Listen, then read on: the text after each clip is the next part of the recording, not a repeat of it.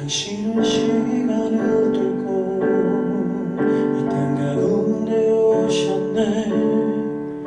우리 없는 하늘 원치 않아 우리 삶에 오셨네. 자신의 편안 버리고 우리에게 평안 주셨네. 가장 낮은 자의 모습으로 우리 삶에 오셨네.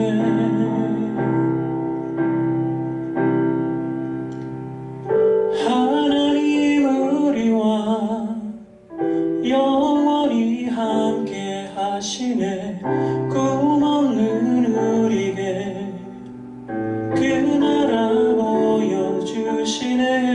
연약한 자들의 친구가 되어주시고 힘없는 우리의 인생을 위로하시네.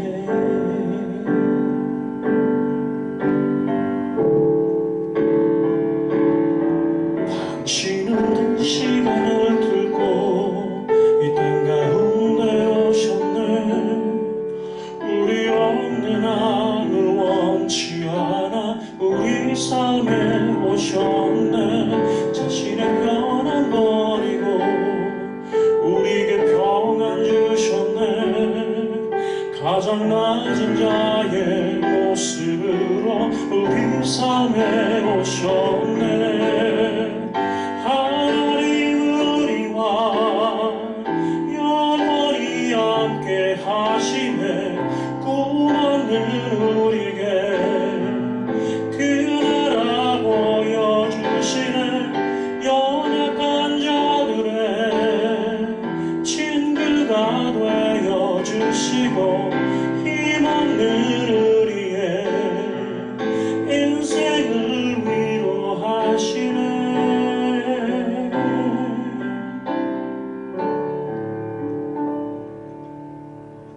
예수 이곳에 우리와 함께 영원히. 예수 이곳에 우리와 함께 영원히. 예수 이곳에 우리와 함께 영원히. 예수 이곳에 우리와 함께 영원히. 하나님 우리와 영원히 함께 하시네. 꿈없는 우리에게 그 나라 보여주시네. 연약한 자들의 친구가 되어주시고 힘없는 우리의 인생을 위로하시네.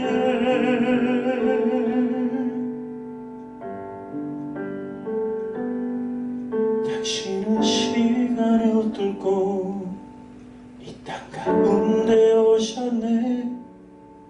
우리 없는 하늘 원치 않아 우리 삶에 오셨네.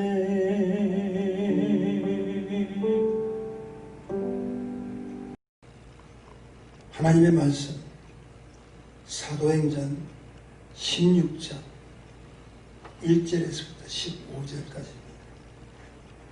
사도행전 16장.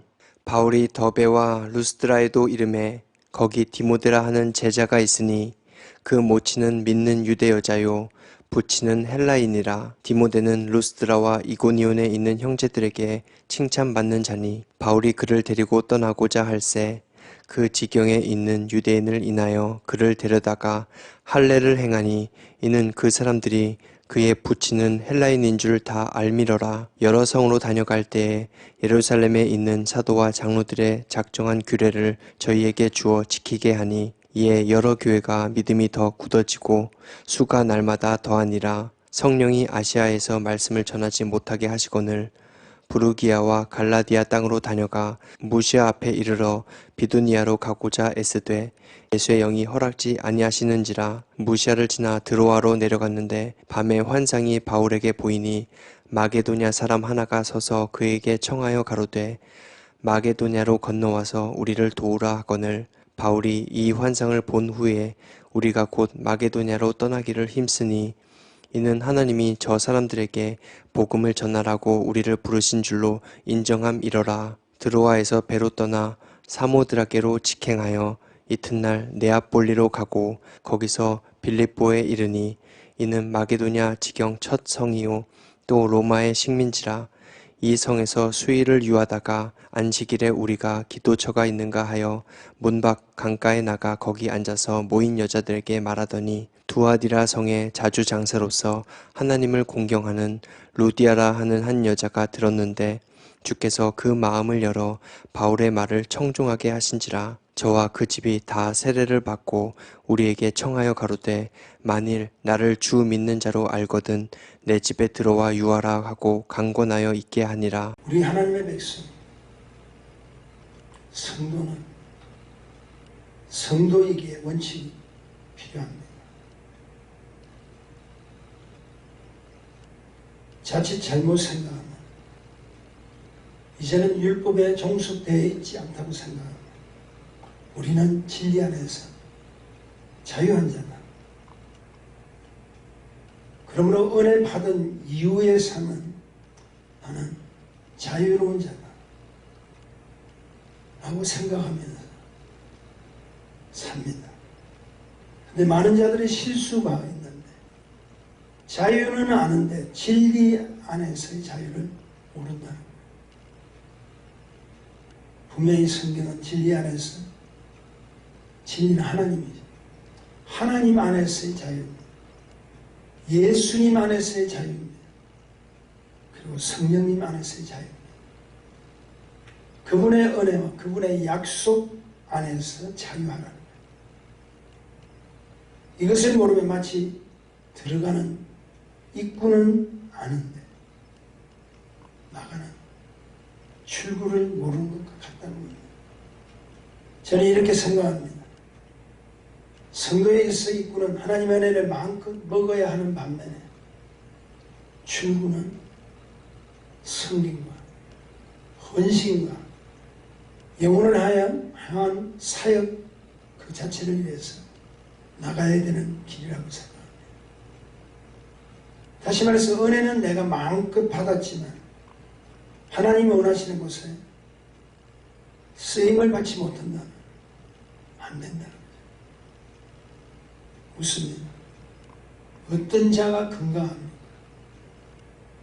일단 잘 잡숴야 돼요. 잘 먹어야 됩니다. 나는 건강하기를 원하지만 먹지 않으면 힘이 없잖아요. 두 번째는 뭡니까? 잘 소화시켜야 돼요. 먹은 것을 잘 소화시켜야 돼요. 그리고 세 번째는 나가야 돼요. 잘 잡수시고 잘 소화시키시고 잘 나가게 하는 것이 그리고 건강의 원칙이라고 생각합니다. 마찬가지로 영적 열매도 정지된 상태에서 있을 수 없습니다. 믿음으로 영적 순환을 시켜야 돼요. 그렇지 않으면 물은 흘러가지 못한 고인물이 되어서 썩어버리는 냄새 나는 것과 같다는 거죠. 예수 그리스도의 제자를 우리가 살펴보십시다. 그들은 주님과 함께 다닌 자입니다. 보았습니다. 느꼈습니다. 기적을 체험했습니다. 물이 변화의 포도주가 되는 역사. 수많은 사람을 먹이고도 남았던 500여의 기적. 죽은 자도 다시 살리는 무덤에서 나오게 하는 나사로의 그 모든 것을 그들은 보았습니다. 한마디로 바로 예수님께서 허락하신 그 사역 바로 앞 현장에서 그들은 은혜 받은 자들이에요.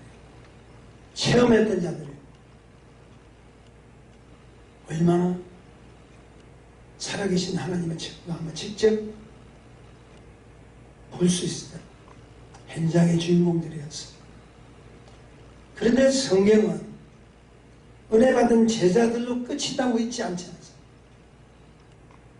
제가 오늘도 소개하고 있는 이 사도행전은 하나님의 종들, 사도들의 행적들을 그대로 선언합니다. 계속해서 그들을 만난 하나님, 만난 예수님, 만난 성령님을 목숨 걸고 섬기고 있지 않습니까? 그리고 그 길을 위해서는 자신이 존재할 이유를 알고 그리고 살아야 될 이유와 목적을 분명히 아는 쓰임받는 자로서 그들의 제자들의 사역은 제자도는 그대로 계속해서 이어가고 있음을 성경에서는 증거해주고 있다는 겁니다. 지금 온 세계가 코로나19는 바이러스로 몸살을 앓고 있습니다. 거기에다 경제적인 불안 때문에 조금만 흔들어도 자기 속에 있는 내면에 있는 암분들이 깨어져서 분노가 표출됩니다. 요즘 보면 참 무서워요. 총격으로 사람들이 죽지. 한마디로 강탈하면서 사업장들을 부수고 그곳에 들어가서 약탈하는 그런 일들을 우리가 볼 수 있다. 제가 잘 아는 선교사님의 긴급 기도 요청이 있었습니다. 멕시코에서 큰 사업을 하는 남동생 가족을 위해서 기도 요청이 들어왔습니다. 물질로서 많은 선교사님들에게 헌신했던 남동생 가족은 한마디로 말해서 멕시코에서 큰 대박을 쳤다. 성공했던 자입니다. 그래서 여러 멕시코에 있는 선교사님들과 또 그 누님 선교사님 사역을 위해서 많은 재물로 헌신했던 겁니다. 근데 그곳에 그 남동생의 부인이죠. 긴급으로 기도 요청했던 자의 올케가 되겠죠.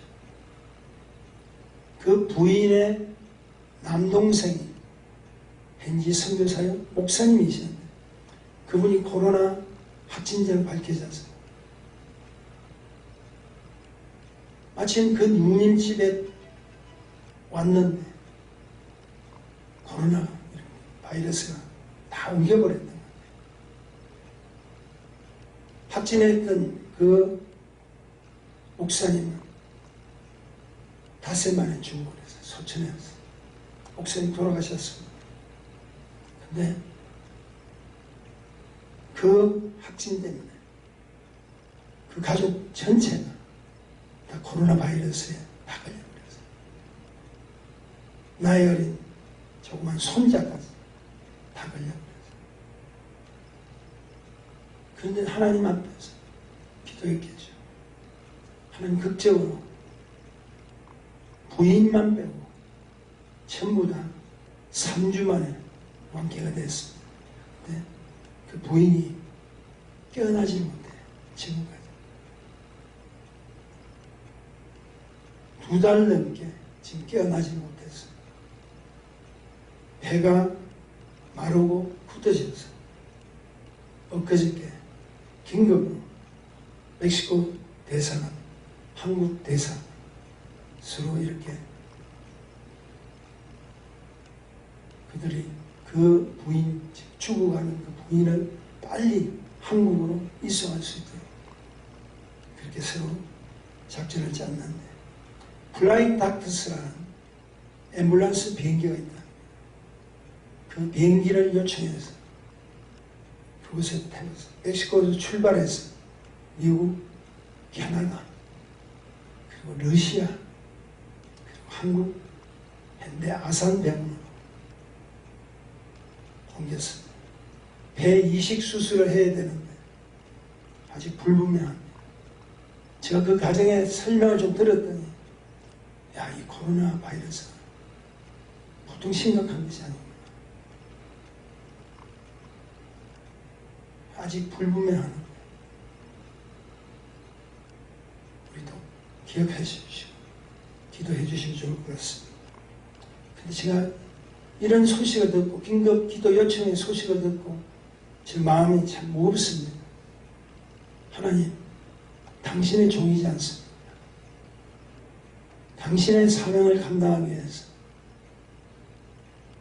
어렵고 힘든 오지에 선교사역을 감당하고 그 선교사를 감당하는 그 종을 하나님을 데려가시고 그 종으로 인해서 그 누님이 지금 어려움을 당하고 온 집안이 힘들고 어려운 그 일들을 당해야만 할 수 있는 왜 이런 환경 속에 왜 열악하고 어렵고 힘든 것에 하나님 보냈습니다. 왜 그들은 자청해서 살아야 요즘 선교지에서 보고 하는 내용들 보면 참 가슴 아픈 일이 많아요. 페루의 김지한 선교사님이라는 또 코로나 확진자로서 지금 치유를 받고 있고 두산베의 부르시아 두산베 최윤승 목사님 지금 치유를 받고 있는 중입니다. 한 가지 이유겠죠. 그리스도의 제자이기 때문에 그렇습니다. 제자는 하나님이 필요한 곳에 열매 맺기 위한 그 길을 부르심을 받았기 때문에 가야 된다는 것을 무엇보다도 잘 알고 있기 때문에 그런 줄 압니다. 그런 소식을 들을 때 보면 우리가 이건 지금 미국에 살고 있습니다. 참 하나님께서 우리를 축복해 주셨다. 우리에게 좋은 환경과 좋은 여건 속에서 하나님의 말씀을 증거할 수 있는 그런 일들을 허락해 주시면 얼마나 감사합니다. 오늘 성경에는 대표적인 세 사람의 인물이 등장하고 있습니다. 첫째가 디모데입니다. 그리고 두 번째가 사도 바울이죠. 그리고 세 번째가 루디아라는 한 여인을 등장시킵니다.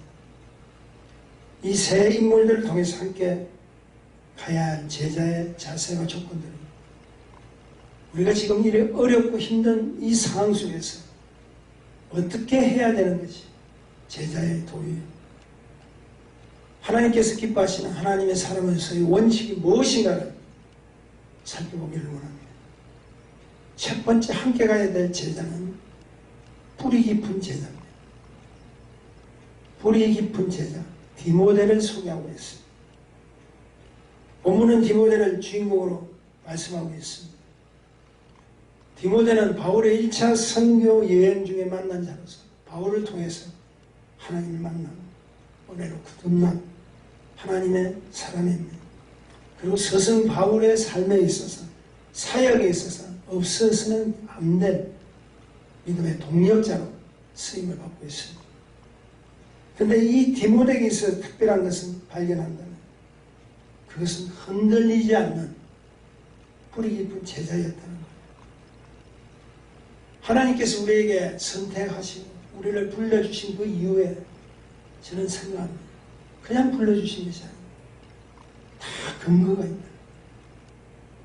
하나님 기뻐하시고 부르시지 않고는 견딜 수 없으신 하나님의 어떤 요청의 준비가 그래도 하고 있던 자, 그런 자를 통해서 하나님께 쓰시다는 것을 알게 됩니다. 두 가지의 영적 뿌리를 말씀 통해서 보여주는데 첫째가 믿음의 뿌리가 깊다는 겁니다. 디모데의 고향은 오늘 성경에 보니까 헬라 그리스 문화의 영향을 받는 루스드라라는 성에 있습니다. 그래서 디모데의 아버지는 헬라인입니다. 그리고 어머니는 유니게라고 하는 유대인입니다. 그럼에도 그가 믿음으로 성장할 수 있었던 것은 어머니와 할머니의 믿음의 영향력이었다는 사실을 아셔야 됩니다. 이 사실을 디모데후서 1장 5절에는 이렇게 소개하고 있습니다. 이는 내 속에 거짓이 없는 믿음을 생각합니다. 이 믿음은 먼저 내 예조모 로이스와 내 어머니 유니게 속에 있더니 내 속에도 있는 줄을 확신합니다. 확신하노라. 누가 인정하는 겁니까? 바울이 지금 인정하고 있다. 디모데후서 3장 15절에 보면 초반에 이런 말씀이 있습니다. 또 너희가 어려서부터 성경을 알았나니라는 말씀으로 우리에게 소개하고 있습니다. 이것은 무엇을 이야기합니까? 믿음을 가진 할머니, 믿음을 가진 어머니로부터 철저하게 훈련을 받은 자예요. 놓치지 말아야 될 것은 부모가 먼저 믿음의 본을 통해서 가르침을 통해서 자녀들의 믿음의 뿌리가 더 깊숙이 가고 있다는 사실을 보여주는 내용입니다. 기억하십시오. 자녀들의 믿음 안에 성숙하기를 원한다면 어떤 프로그램도 중요하지만 무엇을 제공하는 것도 중요하지만 더 중요한 것은 자녀들의 믿음의 우선을 보여주는 부모의 본인이 되는 삶 자체를 말하고 있습니다. 아무리 내가 하나님의 말씀을 증거한다 할지라도 부모의 삶이 자녀들에게 본이 되지 못한 삶을 산다면 자녀들은 무엇을 배웁니까? 다시 말해서 부모는 자녀들에게 뭘 알게 하기보다는 무엇을 닮아가게 하는 것이 유익한 것을 보여줄 줄 알아야 돼요. 여러분이 하는 기도, 여러분이 하고 있는 말씀의 묵상, 그 현장을 자녀들이 보게 된다. 그들도 그대로 따라갈 수밖에 없죠. 두 번째, 순종의 뿌리를 깊은 자였다는 사실을 보여주고 있습니다. 3절을 제가 좀 읽어드립니다. 바울이 그를 데리고 떠나고자 할새 그 지경에 있는 유대인을 인하여 그를 데려다가 할례를 행하니 이는 그 사람들이 그에 붙이는 헬라인인 줄 다 알미라. 이 말씀 무엇이냐면 바울이 원래 마음의 할례를 주장했던 자였지만 자기의 동역자인 디모데에게 부탁을 하는 거죠. 유대인을 위해서 할례를 좀 해라. 왜 할례를 통해서 저들에게 복음에 장애가 되는 저들의 마음문을 열 수 있지 않겠나. 유대인과의 한마디로 말해서 가로막힌 벽을 허물기를 원합니다. 근데 오늘 이 디모데는 하나의 불평도 없이 할례를 행합니다. 아버지가 헬라인이기 때문에 얼마든지 거절할 수도 있습니다. 그리고 실상 할례는 고통이잖아요. 힘들잖아요.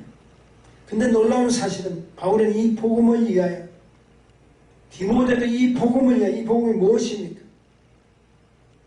하나님의 생명의 축복입니다. 유대인에게 복음을 전가하기를 원하는데 그들의 고정관념 속에서 할례를 받지 않으면 자기들도 은혜를 받지 못하겠다는 그런 강팍한 마음의 장벽들을 쌓고 있는 그들에게 너 할례를 해라. 그리고 그들에게 복음을 전하라. 그들이 고집하는 그 할례의 문제를 뚫고 복음으로 거듭나게 되면 저들은 육신의 할례가 중요하지 않다는 것을 알 수 있지 않겠나. 지금도 하나님의 말씀을 통해서 은혜 받기를 원하고 복음의 전령자로서 쓰임을 받기를 원하지만 각 사람마다 각 인격마다 자기들이 주장하는 것이 있습니다. 그것 때문에 들어가지 못하고 복음을 소멸하게 된다. 얼마나 안타깝습니까? 디모데는 순종하는 믿음의 뿌리가 있었다. 좋습니다. 내 이 한 몸이 할례를 받음으로써 저들의 마음문이 열린다. 그것이 하나님께서 기뻐하시는 생명의 구원의 축복을 받을 수 있는 은혜가 되지 않겠습니다. 오히려 가로막힌 그 장벽의 문을 내가 했던 당신 앞에 했던 이 순종 때문에 허물어뜨리는 그런 축복을 나누기를 원합니다. 가만히 생각해 보면 성경이니까 우리 이 내용 잘 압니다. 얼마나 감사합니다. 믿음은 그냥 가는 거예요. 하나님이 원하시면 순종하시는 거예요. 내 한 사람의 순종이 저들의 마음문을 열려서 저들이 하나님을 만나게 된다면 가지고 뭐가 그렇게 할례가 중요하겠습니까? 디모데는 복음을 위하여 하나님께 순종했습니다.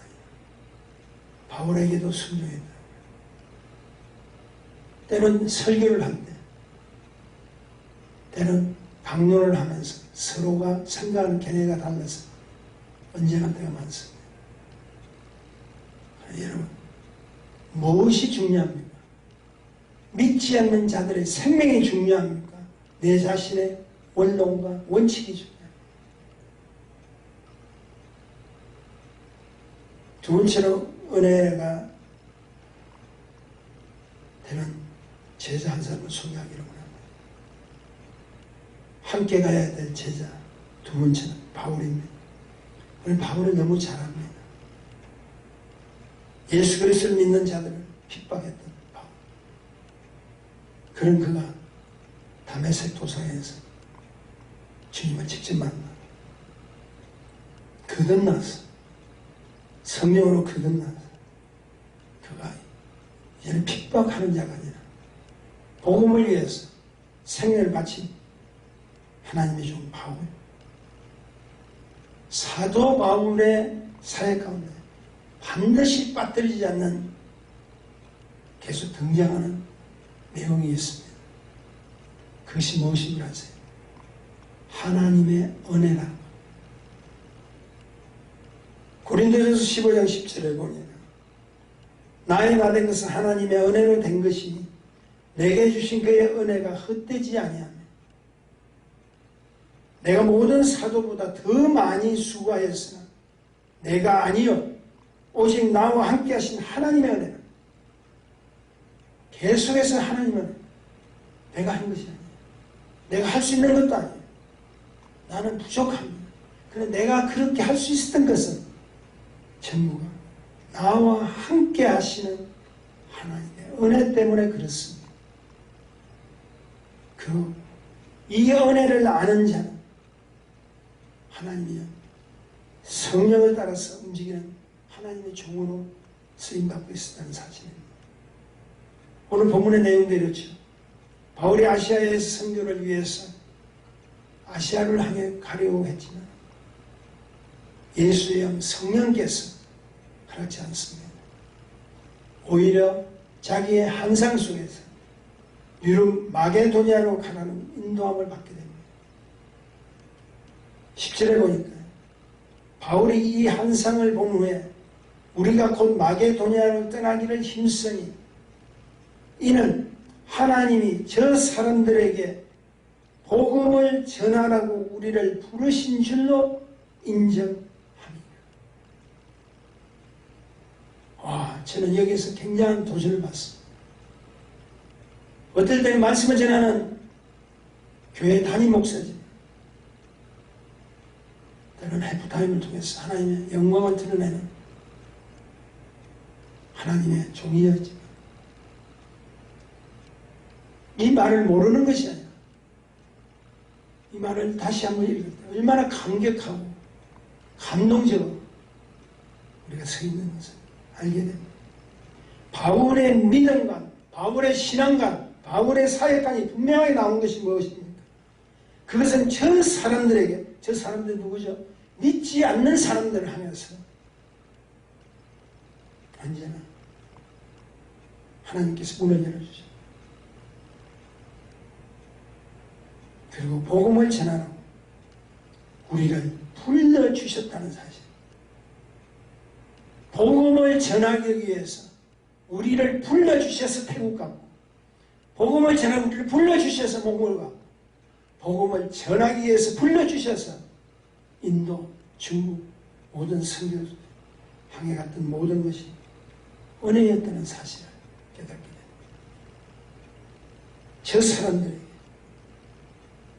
저 사람들에게 복음을 전하려고 우리를 불러주신 줄을 인정합니다. 나의 모든 삶에 오직 한 길밖에 없다. 복음을 위해. 믿지 않는 저 사람들에게 복음을 위하여 우리를 방해하고 우리를 핍박했던 원수 같은 저 나라, 힘들었던 내 이웃, 가로막는 얽히고 섞인 삶 속에서 부딪혔던 많은 사람들, 하나님께서 원하시는 것은 그들과 대적과 싸우라는 것이 아니에요. 저 사람들에게 복음을 전하라고. 이것은 우리에게 불러주신 줄 인정합니다. 얼마나 감사합니다. 다시 한번 기억하십시오. 복음을 전하라고 불러주신, 복음을 전하라고 불러주신, 복음을 전하라고 불러주신 이 사실이 나의 믿음의 출발이야. 신앙간의 출발이야. 그리고 사역간의 분명한 사실을 보여주고 있습니다. 그래서 바울은 예수 안에서 예수를 살고, 예수 안에서 예수로 죽는 오직 하나님의 은혜로만 사는 자로, 그는 그 사실 속에서 영적인 자부심을 가지고 하나님의 쓰임받는 위대한 종이었다는 사실을 알게 됩니다. 다시 한번 정리하면 바울은 하나님의 전적인 은혜로만 살고, 그리고 그 은혜가 하나님이 허락해 주신 사명인 것을 확실히 아는 자로서 살았던 자가 바울이라. 제가 오늘날 이 말씀 통해서 우리가 다시 한번 생각해야 될 이유 무엇이겠습니까?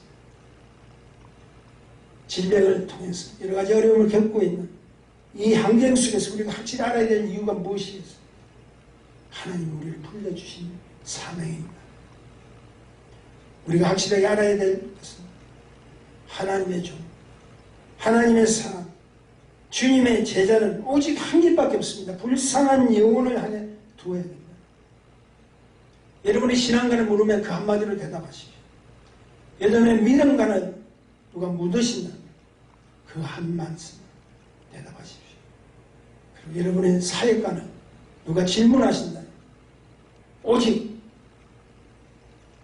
그분의 부르심을, 불쌍한 영혼들을 향해 가야 되는 그 부르심의 축복을 소개하십시오. 그러면 참으로 안타까운 것은 하나님의 자녀의 신분, 하나님의 종의 신분으로 정치에 참여하고 다른 쪽에서 자신을 높이고 자신을 주목케 하는 일, 오늘 이 말씀을 통해서 하나님의 종들이 가야 될 믿음과는 무엇이며 사역까지 무엇이며 사명이 무엇인가 다시 한번 깨닫게 되기를 소원합니다. 우리 예수님이 언제 이 땅에 오셔서 자신을 대적하는 자들과 싸웠습니까? 그분은 묵묵히 맞으시고 고통을 당하시면서 십자가에 달려가서 죽기까지 하셨던 그 사실을 오늘날 하나님 백성들이 배워야 될 것입니다. 하루에도 몇천 명씩 회심케 했던 베드로가 언제 걸기 대회를 했습니까? 수많은 인파 중에 무슨 정치를 이야기했습니까? 우리가 가야 할 길은 오직 한 가지밖에 없습니다. 영혼에 대한 관심, 복음을 전하는데 집중하시죠. 한마디로 하나님 좀 베드로는 이거 한마디만 했어요. 회개하라. 하나님 나라가 가까워. 다시 한번 기억하십시오. 하나님이 저 사람들에게 복음을 전하라고 우리를 불러주셨다. 이 사실만은 잊지 마십시오. 복음을 알지 못하는 저 세상 불쌍한 영혼들을 위해서 우리를 불러주신 것은 오늘도 감격하고 감사하지 않으면 안 됩니다. 마지막으로 함께 가야 될 세 번째 제자 한 사람을 소개합니다. 창조적인 제자입니다. 루디아라는 제자. 본문에 소개된 루디아는 여인들의 자주 빛나는 맹주옥금을 파는 자주장사였습니다. 그녀는 원래 빌립보 사람이 아닙니다. 도아디라는 성의 여자인데, 특히 도아디라는 그 성에서 나는 당시 세계 어느 곳에도 없는 자주빛 물감들이 맹주옥금을 생산하는 특산지죠. 그런 그녀를 본문 14절은 이렇게 증언하고 있습니다. 도아디라 성의 자주장사로서 하나님을 공경하는 루디아는 하는 한 여자가 들었는데 주께서 그 마음을 열어 바울의 말을 청종하게 하십니다. 잘 주목하고 있어요. 성경은 그녀를 하나님을 공경하는 자라고 소개하고 있어요. 그러나 그녀는 바울을 만나기 전에는 막연하게 하나님을 높인 자였어요.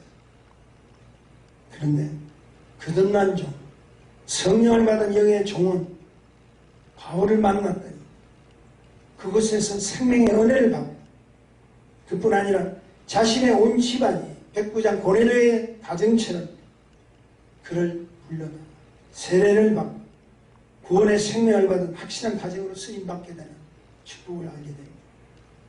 여기서 우리 모두 배워야 할 것은 비록 연약한 여인이지만 하나님 앞에서의 폐쇄적인 자가 아니라 항상 개방적이고 창조적입니다. 한마디로 하나님의 말씀에, 하늘의 음성에 욕심을 내었던 사람이었다는 거예요. 특별히 이 시간을 통해서 강구하는 것은 하나님의 허락하신 생명의 양식에 우리 성도님들이 욕심을 내셔야 돼요. 제가 여러분에게 카카오톡으로 보내드리는 예수사랑 은혜의 소리, 또 주일 영상에 보내드리는 영상, 사실 제가 이렇게 보내드리는 것은 조금이라도 우리의 성경에 축복이 있지 않을까 싶어서 보내드리는데 하지 않는 분들이 참 많으셔서 안타깝더라고요. 참으로 안타까울 때가 많습니다. 제가 여러분의 묻습니다. 어떻게 하나님의 말씀을 예면하고도 어떻게 살 수 있습니까? 우리가 은혜를 받은 자는 단 몇 분이라도 시간을 내서 잠시 읽어도 될 수 있는 하나님이 허락해 주신 그 소리에 우리는 무관하게 생각합니다. 그리고도 자신이 있습니까? 아니요. 그렇지 않습니다. 하나님이 쓰시고자 하는 사람은 하늘의 음성에 욕심을 내는 자예요. 가까이 가기를 원하는 자예요. 이 루디아가 성공했던, 영적으로 성공했던 가장 결정적인 사건이 뭡니까? 바울의 말씀을 들었다는 거예요. 바울이 가까이 갔다는 거예요. 하나님은 그런 자에게 하나님의 축복을 허락해 주시길 원합니다. 보세요. 루디아 한 여인을 찾기 위해서 하나님은 바울을 보내시잖아요. 루디아가 찾아온 것은 바울이었지. 루디아가 먼저 바울을 찾아간 거 아니잖아요. 수가성 문문가의 여인도 주님이 가셨잖아요. 오늘도 하나님 말씀은 여러분에게 갑니다.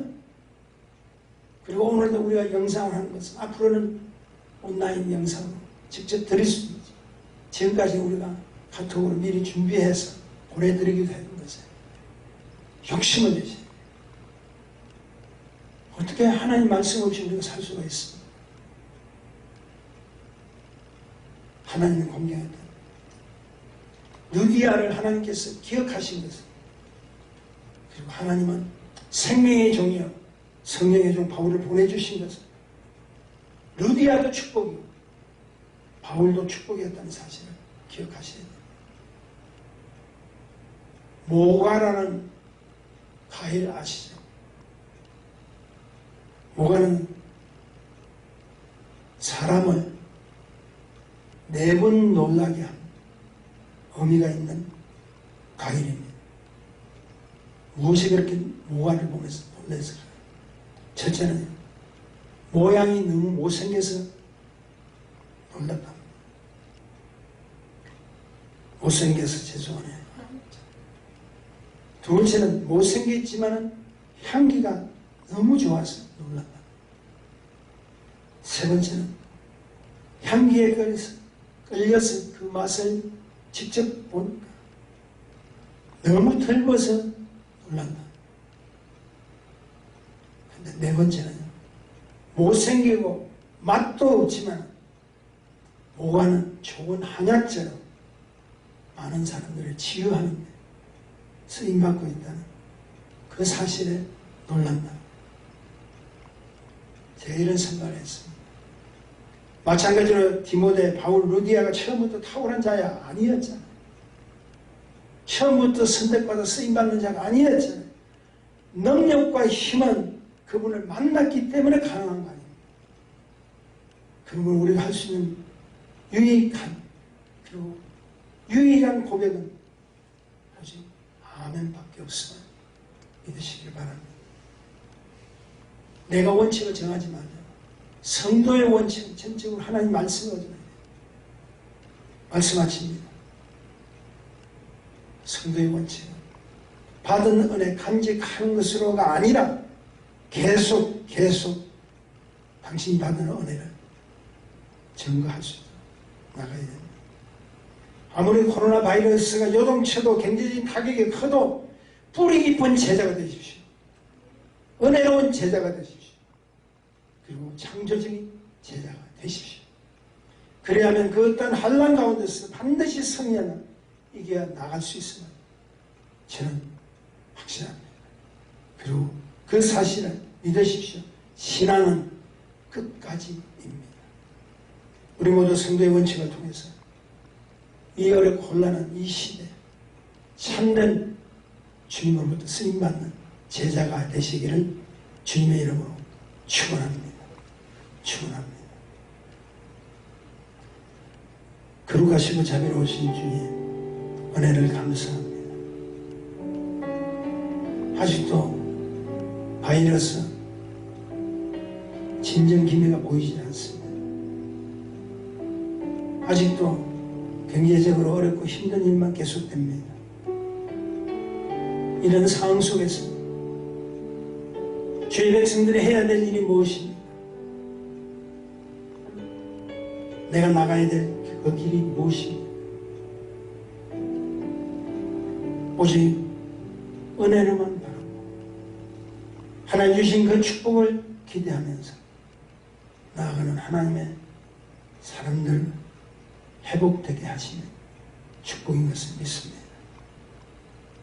주님, 우리와 함께 하소서. 주님, 우리를 축복하소서. 뿌리 깊은 제자가 되기를 원합니다. 은혜하여 충만한 은혜로운 제자가 되기를 소원합니다. 성령으로 충만해서 내가 가는 그 길에 창조적으로 하나님의 생명력 드러나는 제자가 되기를 소원합니다. 옛사람에게 이 땅에 세우신 하나님의 교회를 통해서 다시 한번 준비하게 하시고 하나님의 역사하시고 영광을 드러내기를 소원합니다. 귀한 예물 바치고 물질도 하나님을 섬기는 자녀들 기억하시고 저들의 사업장과 저들의 직장과 저들의 가정에 축복하옵소서. 특별히 어린 자녀들을 기억하시고 저들에게 풍성한 은혜를 주시고 하나님의 자녀들 결코 코로나19 바이러스에 잘못되지 않도록 지켜주시고 보호하여 주옵소서.